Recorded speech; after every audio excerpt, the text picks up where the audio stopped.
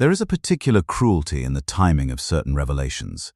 Not the cruelty that is intended, the deliberate kind, wielded by people who understand what they are doing and choose the moment for maximum effect. That kind of cruelty, at least, has the dignity of agency behind it.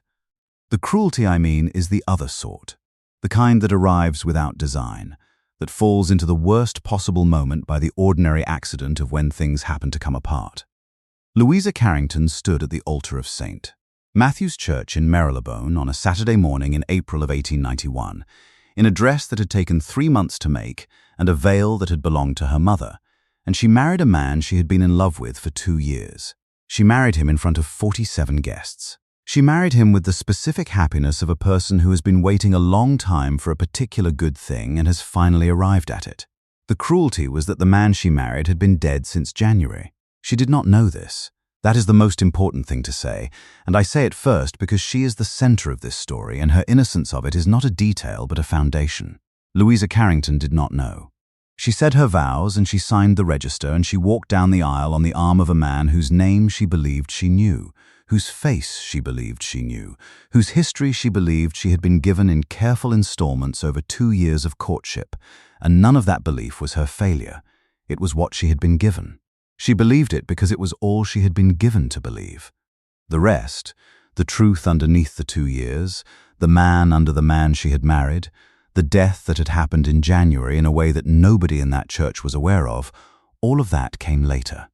I am going to tell you how it came, and what it cost, and what Sherlock Holmes did with it. But first I want you to understand Louisa Carrington. Not because she is a victim, though she was wronged, because she is the person who ultimately decided what the truth was worth, and to understand that decision you have to understand her. She was 30 years old.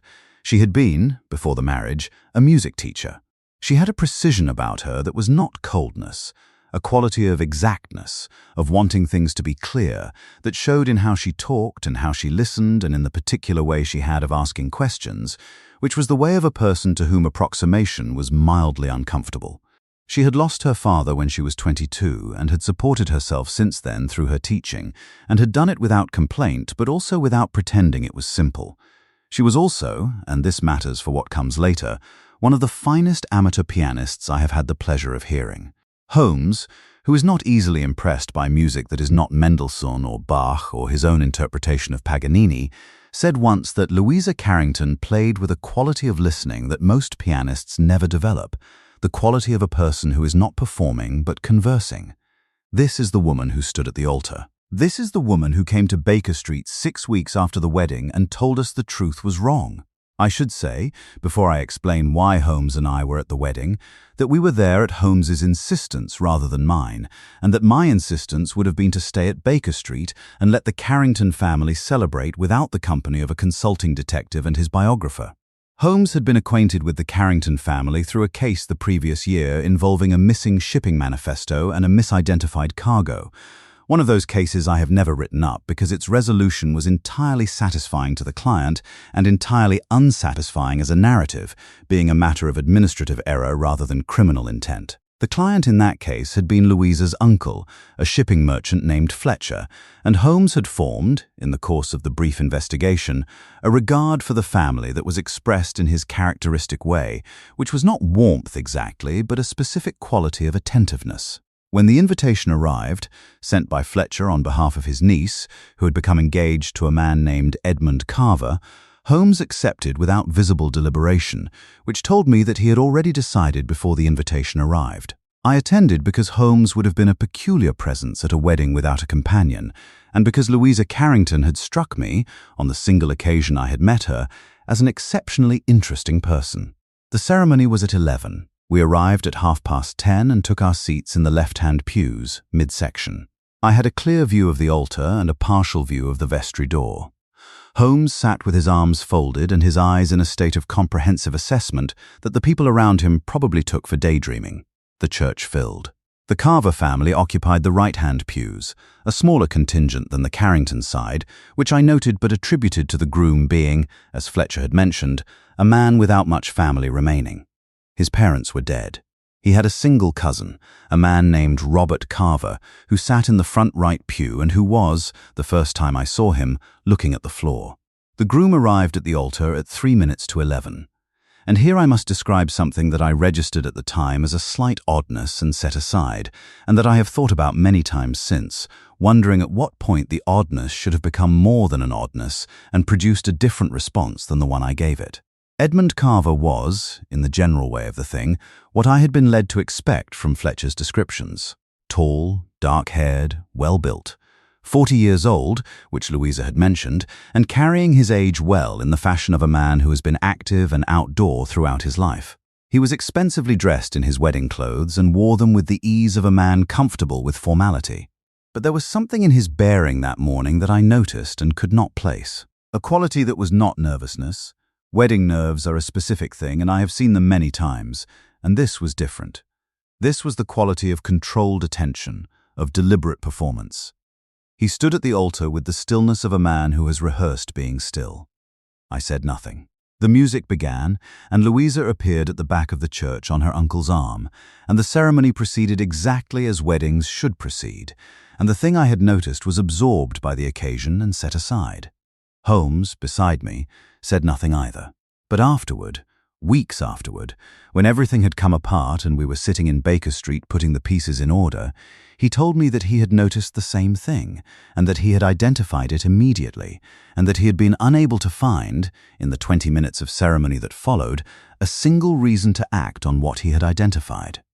The thing he had identified was this. The man at the altar had a scar on his left wrist, a small, curved scar, visible above the cuff when he reached to take Louisa's hand, that was not in the description of Edmund Carver that Fletcher had given Holmes the previous year, when Fletcher had been describing Louisa's suitor with the mixture of pride and protective scrutiny that uncles bring to such descriptions. Fletcher had said, "A well-made man? No visible marks that I've noticed? Not one of these fellows who wears his past on his skin." The scar was small.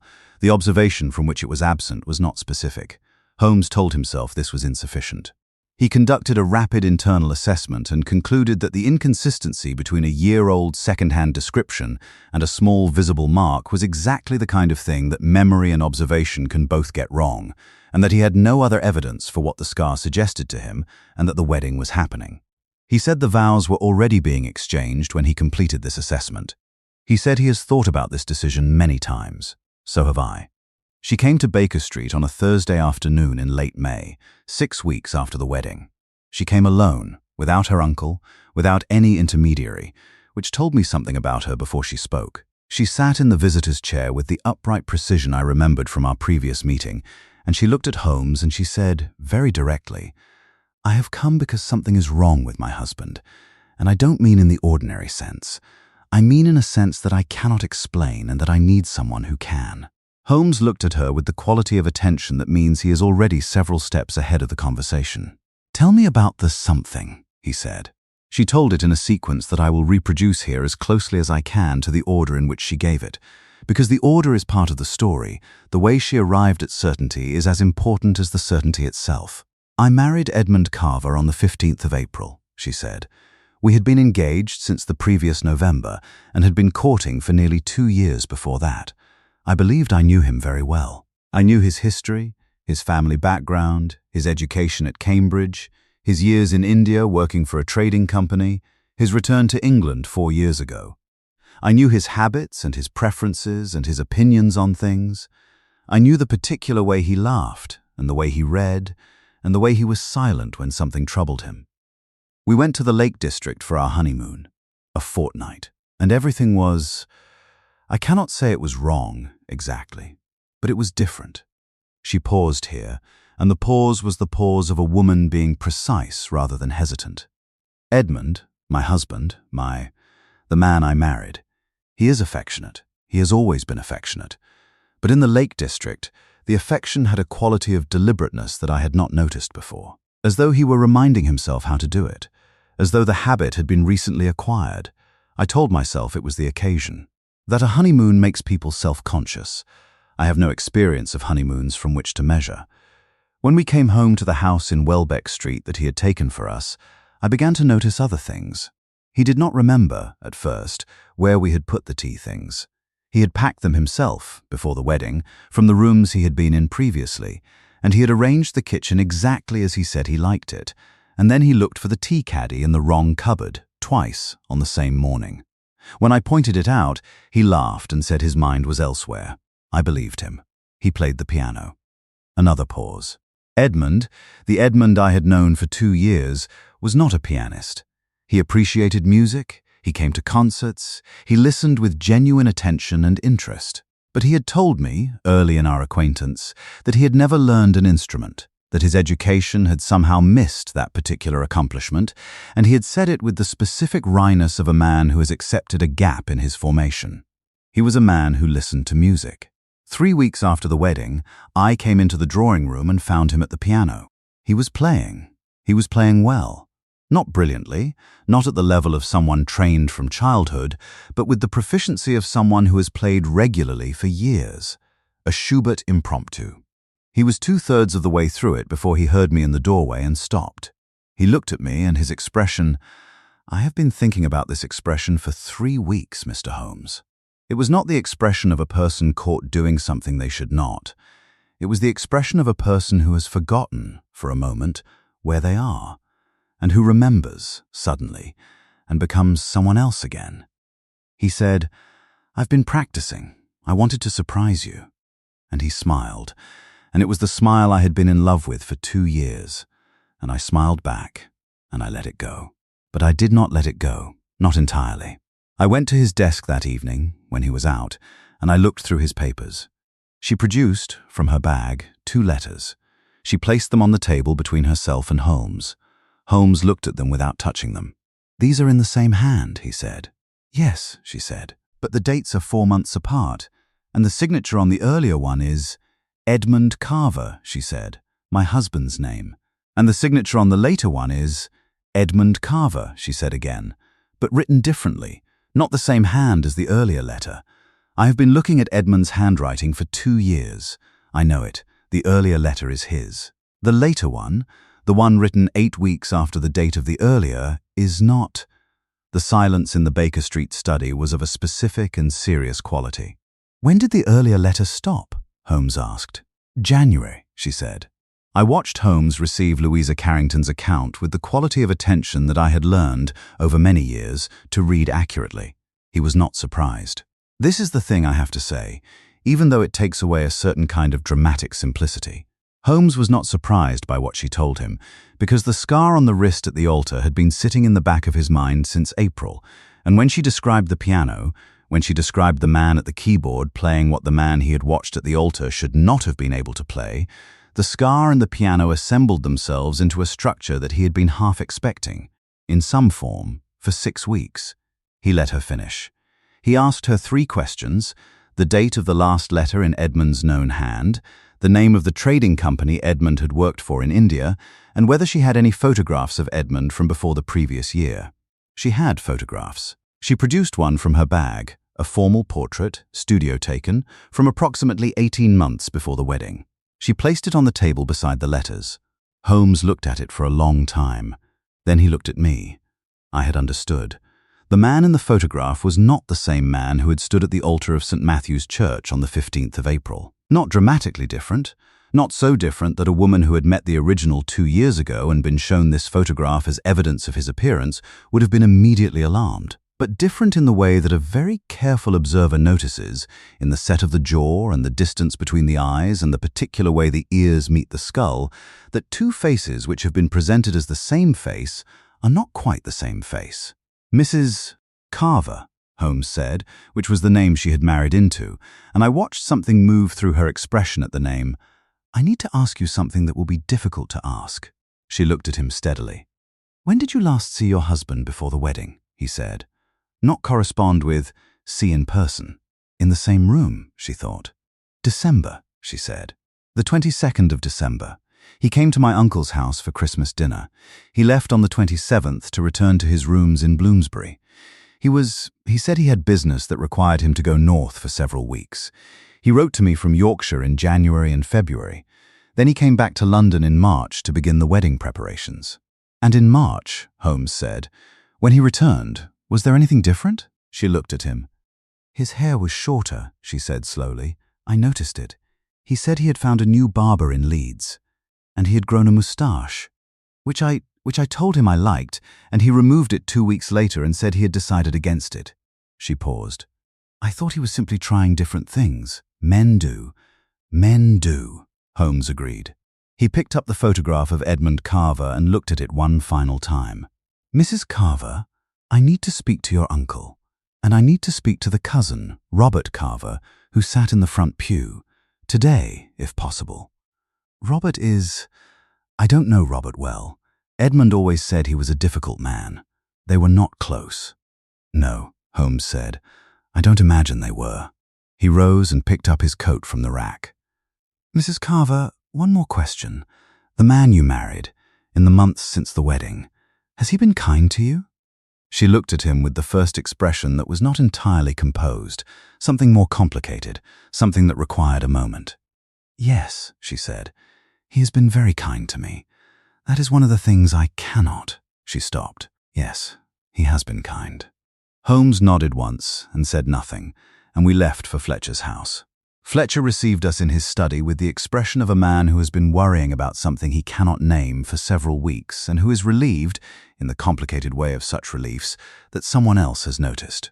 He was a square, solid man of 60, with the practical intelligence of someone who has spent 40 years in trade and who assesses situations the way he would assess a cargo manifest, methodically, without sentiment, with a sharp eye for what does and does not add up. Holmes asked him the history of Edmund Carver. Fletcher told it. Edmund had come into Louisa's life through a mutual acquaintance at a concert, Louisa's world being significantly shaped by music, as Holmes had learned. He had presented himself as a man returned from India after 12 years, where he had worked for the Hastings Trading Company out of Calcutta, handling their legal and financial affairs. He had references. He had the history of a man who had been abroad for a long time and returned with money, with ease, with the kind of settled confidence that living in a large world tends to produce. "I checked his references," Fletcher said, with the manner of a man who would consider it a moral failure not to have checked. "I wrote to the Hastings Company. They confirmed he had worked for them. I wrote to his Cambridge college. They confirmed he had attended. I wrote to 2 people he named as personal references, both of whom replied with appropriate warmth." "The references checked out," Holmes said. "Completely." "Because Edmund Carver existed," Holmes said. "He was real. The references were real. The Cambridge College, the Hastings Company, all of that is true of a real man named Edmund Carver." Fletcher looked at him. "But Edmund Carver," Holmes said, "died in January, and the man who has been using his name, his history, his references, and his courtship for the past 4 months is not Edmund Carver." The silence in Fletcher's study was a long one. "You're telling me," Fletcher said, very quietly, "that the man Louisa married is not the man she was courting," Holmes said. "No, then who in God's name?" "That," Holmes said, "is what I am going to find out today." Robert Carver lived in rooms in Pimlico that had the quality of rooms maintained by a man who has been waiting for something for a long time and has let the ordinary business of domestic life become provisional in the meantime. He was 42, lean, with a face that had once probably been pleasant and had been worked on by a sequence of difficulties that had tightened it considerably. He looked at Holmes and me across the threshold of his rooms with an expression that was not surprise, that was, in fact, the opposite of surprise, the expression of a man who has known that this particular knock was coming and has been rehearsing his response to it. He let us in. He sat down without being asked. He poured himself a whiskey without offering us one, which told us what kind of conversation he had decided this was going to be. Holmes sat across from him and waited. Robert Carver looked at his glass for a moment. Then he said, "Edmund's dead." "Yes," Holmes said. "Since January." "Yes." "I found him," Robert said, "in his rooms in Bloomsbury, the 28th of January. He had been dead for, the doctor said, 2 or 3 days. His heart, apparently.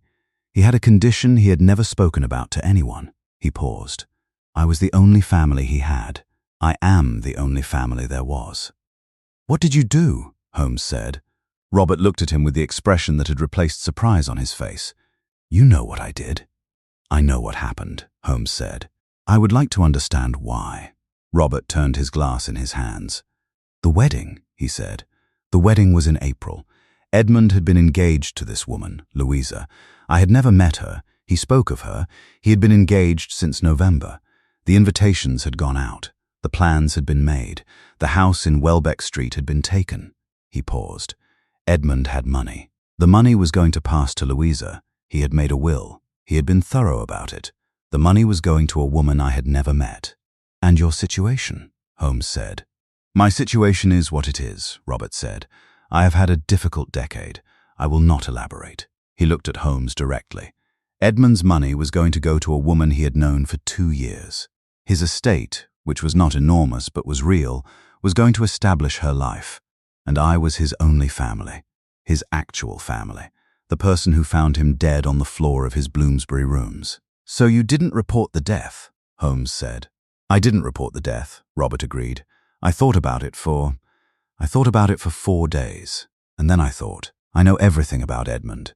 I know his history, his manner, his voice. I know how he told stories and how he drank his tea and how he walked. I had spent my whole life watching Edmund Carver, because Edmund Carver was the successful one, the one who went abroad and made something of himself, and I was the one who stayed in England and didn't." He paused.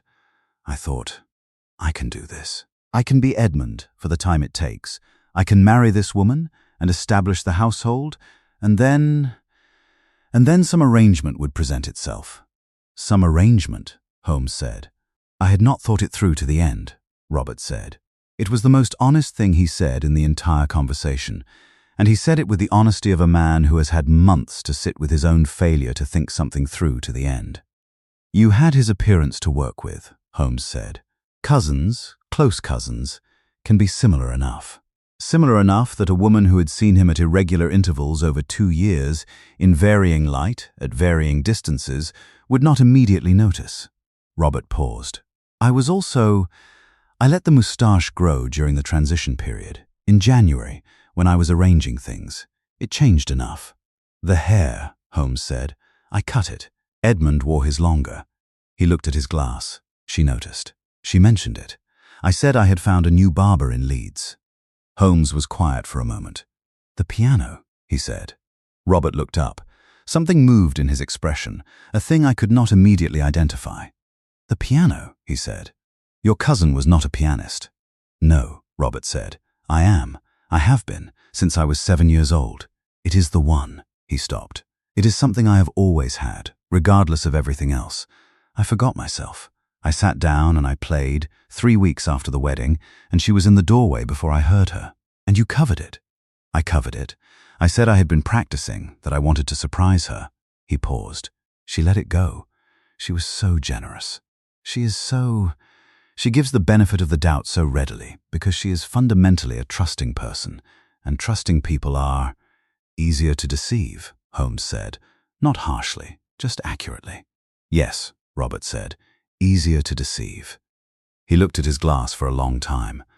"I did not intend," he stopped. "The kindness is real. Whatever you think of the rest of it, I found myself, in the weeks after the wedding, genuinely, she is a remarkable woman, Mr. Holmes. I was not prepared for how remarkable she was. I thought it would be an arrangement. I did not think it would be." He stopped again, and did not start again. Holmes looked at him for a long time. "Edmund's will," he said. "What did it actually say?" Robert met his eyes. "It left everything to Louisa," he said. "Which I knew, because I had seen it." He paused. "And it left me £300. £300, Holmes said. "Yes," Robert said. £300, because he was a generous man and I was his only family, and £300 was what generosity toward a disappointing cousin looked like in Edmund Carver's arithmetic.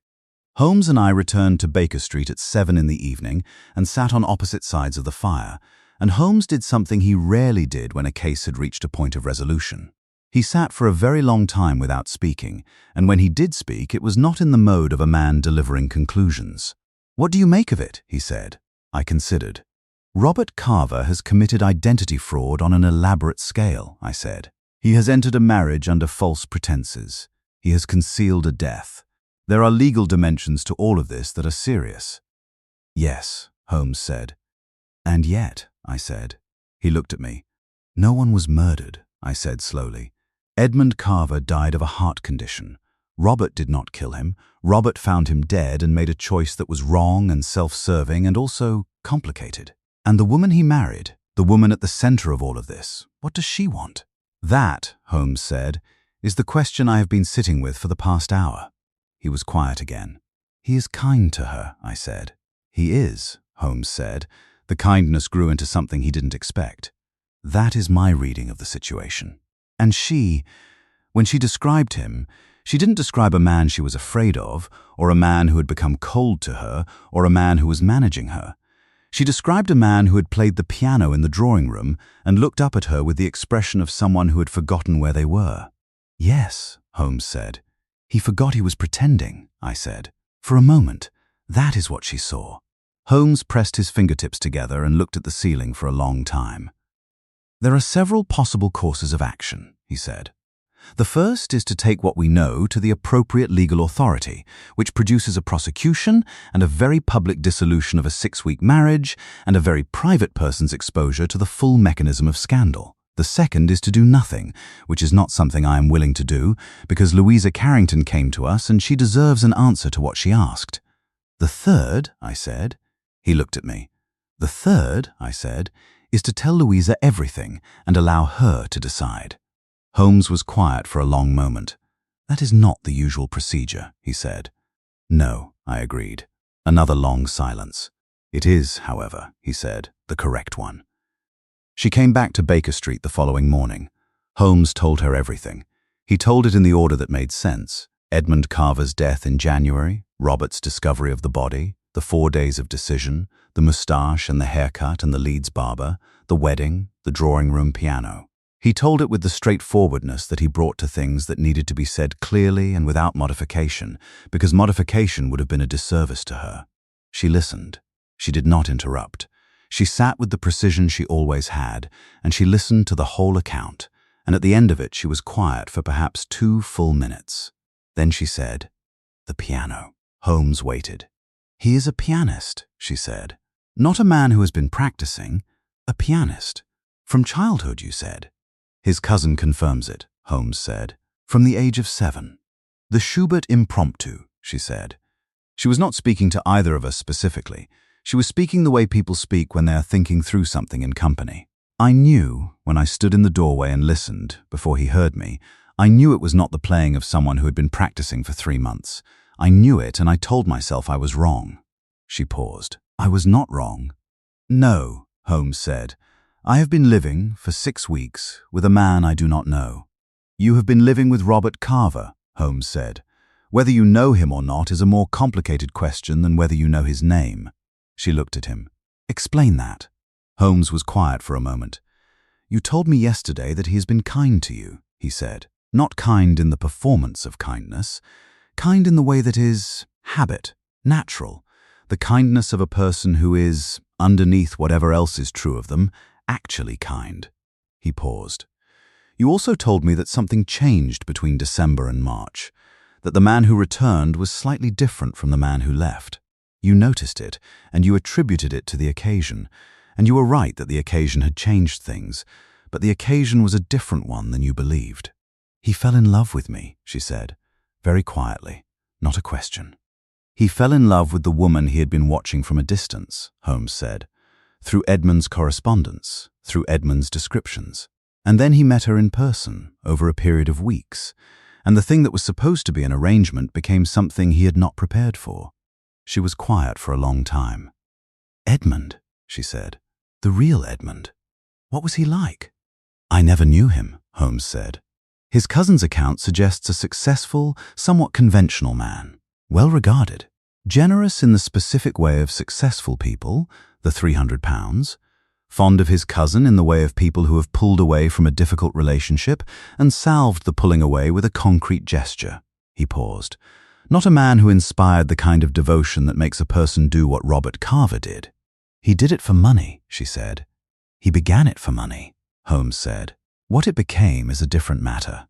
She looked at her hands. "What happens now?" she said. "Legally, what are my options?" Holmes laid them out. She could go to the police, which produced one set of consequences. She could seek an annulment through the ecclesiastical courts on grounds of fraud, which produced another. She could do nothing, which was not a legal option but was a human one, and which produced a third set of consequences that were entirely private and therefore not Holmes's province to describe.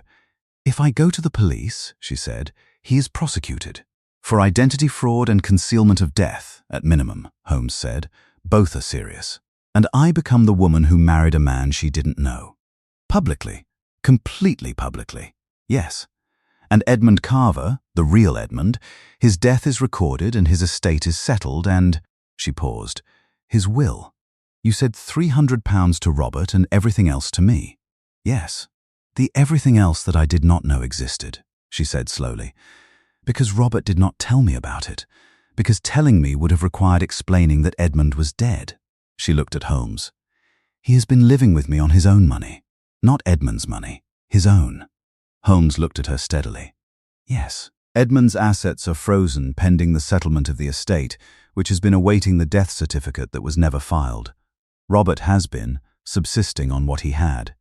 "He gave up the inheritance," she said, "to stay. He gave up the inheritance to stay," Holmes confirmed. Another silence.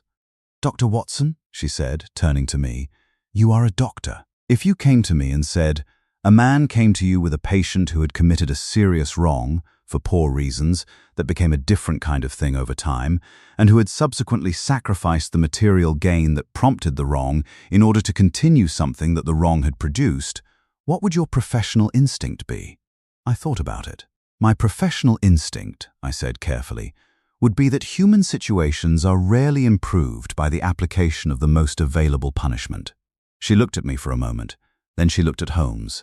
"I need to speak to him," she said. "To Robert. I need to speak to him myself before I decide anything. Is that—" "It is," Holmes said. "Entirely." I was not present for the conversation between Louisa and Robert Carver. Holmes was not present for it either. We know what was said only in the form that Louisa later chose to share, which was a form that I have always thought was exactly the form it should be. Incomplete, because the complete version was private, and sufficient, because the sufficient version was all that was needed for the record. She went to Welbeck Street at 3 in the afternoon. She was there for 2 hours. She came to Baker Street at 6. She sat down. She looked at Holmes and then at me. She said, "He told me everything himself." Before I could say anything, I walked in and he looked at me and he said, "You know," and then he told me all of it, including the parts you hadn't known to tell me, including things about his own life that I had not been told and that Edmund would not have told me because Edmund hadn't known them either. She paused. "He told me about the piano. He said it was the truest thing he had done and the most idiotic." Holmes said nothing. "I asked him," she said, "why he didn't tell me. After the wedding, after it became what it became. Why he didn't say, 'This is not what you think it is. I need to tell you something.'" "What did he say?" Holmes asked. "He said he was afraid of what I would do," she said. "Not for himself. He said he was afraid of what the truth would cost me. The public exposure, the marriage annulled, He said he thought the kindest thing he could do was to be what I needed, which was a husband, even if he was the wrong husband." She was quiet for a moment. "That is a considerable piece of paternalism," I said gently. "Yes," she said. "I told him so. I was quite direct about it." A pause. He agreed. He did not argue. He said it was a rationalization of a decision he had made for reasons that included, but were not limited to, my welfare, and that I was right to call it what it was. Holmes said, "What did you decide?"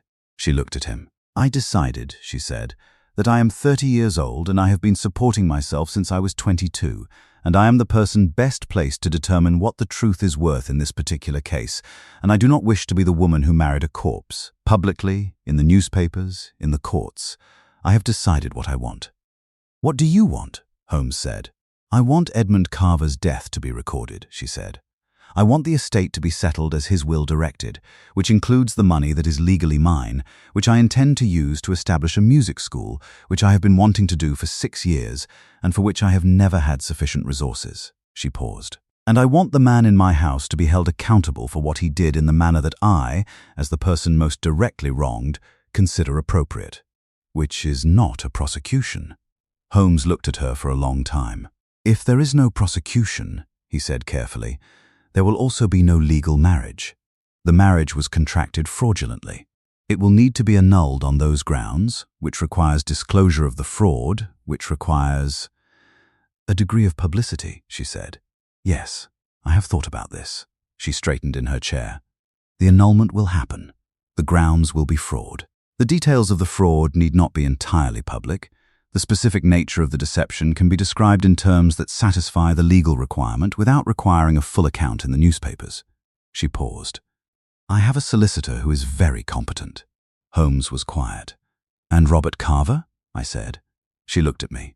Robert Carver, she said, will go and live somewhere else.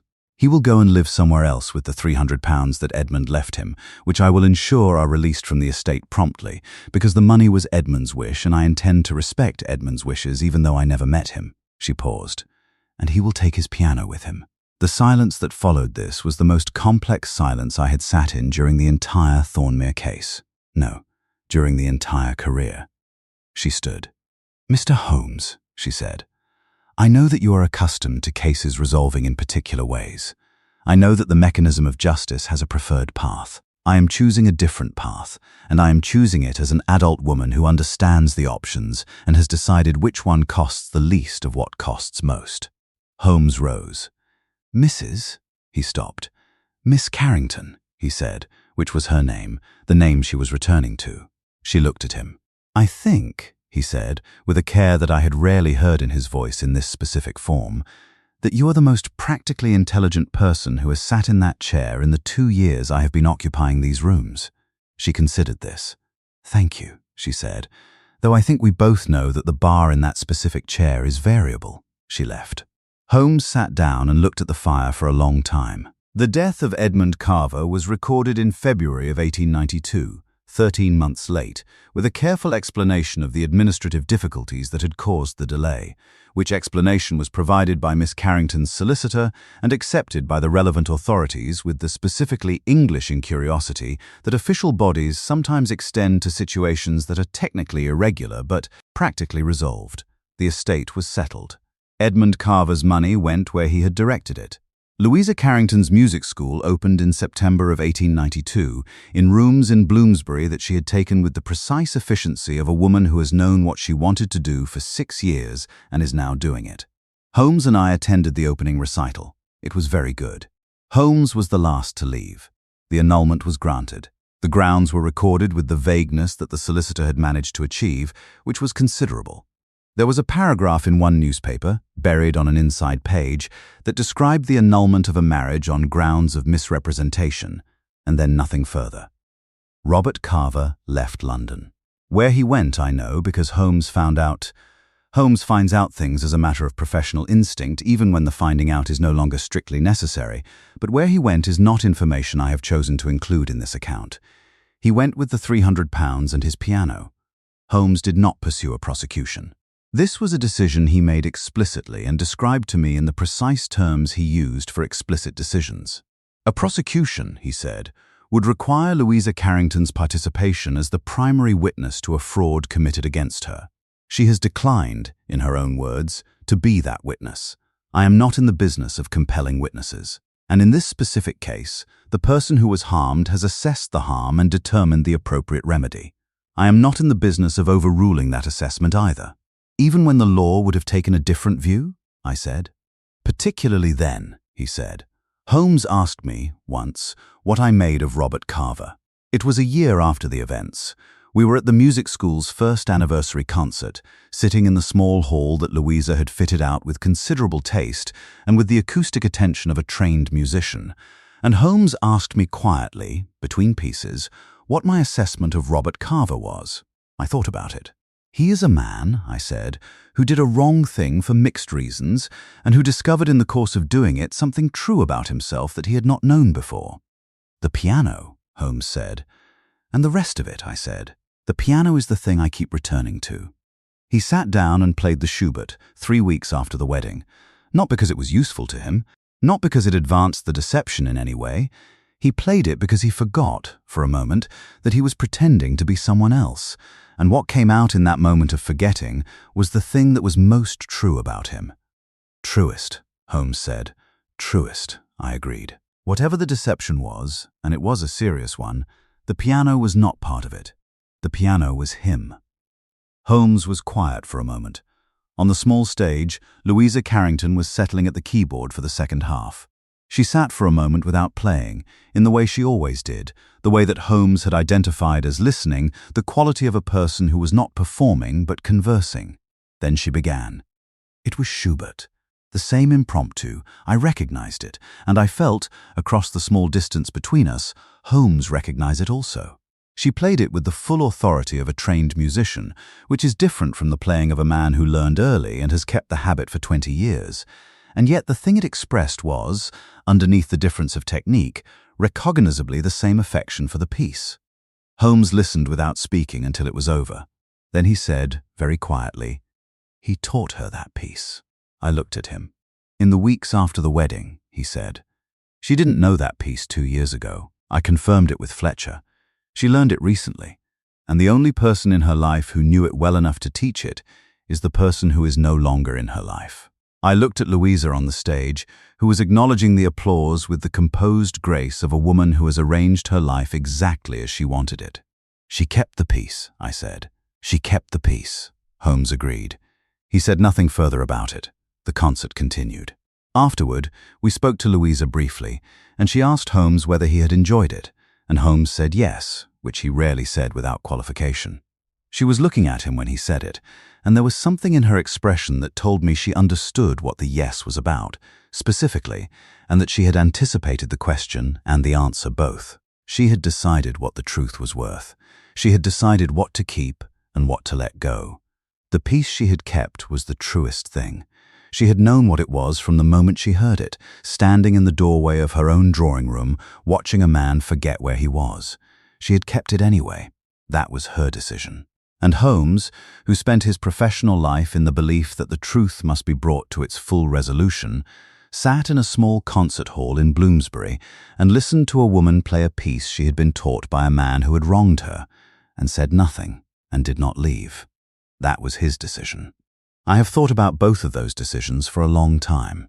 I have not arrived at a settled conclusion. But I find that the not arriving feels less like failure than it used to.